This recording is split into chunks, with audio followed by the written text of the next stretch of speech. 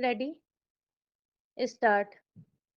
सभापति महोदय, आज हम किसानों के बारे में चर्चा कर रहे हैं। आधुनिक युग में जब हम प्रगति की चर्चा करते हैं, तो हम प्रगति की दर के बारे में चर्चा करते हैं कि हमारा देश 6%, 8% या 10% पर प्रगति करे। लेकिन आज मैं इस सदन में प्रश्न करना चाहता हूं कि केवल क्या प्रगति के बारे में चर्चा करना काफी है? केवल क्या आंकड़ों के बारे में चिंता करना काफी है?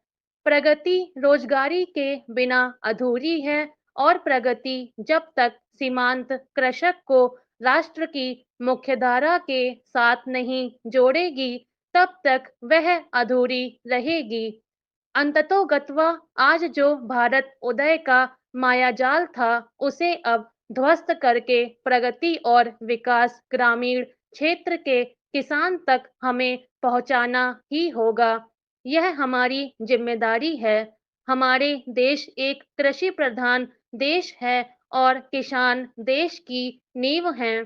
सकल घरेलू उत्पाद की दर का 23% कृषि क्षेत्र से आता है। 56% रोजगारी के अवसर कृषि क्षेत्र के द्वारा दिए जाते हैं। श्रीमन, इस देश की 70% जनता अपना जीवन यापन कृषि के आधार पर करती है। लेकिन आज क्या स्थिति है कि जहां एक तरफ औद्योगिक क्षेत्र और सर्विस सेक्टर 10-15% की दर से आगे बढ़ रहा है, वहीं कृषि का क्षेत्र केवल 2 या 3% की दर से आगे बढ़ रहा है। क्या यह न्याय है कि देश की 70% जनता केवल 2% के आधार पर आगे बढ़ पाए और 30% जनता टापू की तरह 15% की दर से आगे बढ़ जाए?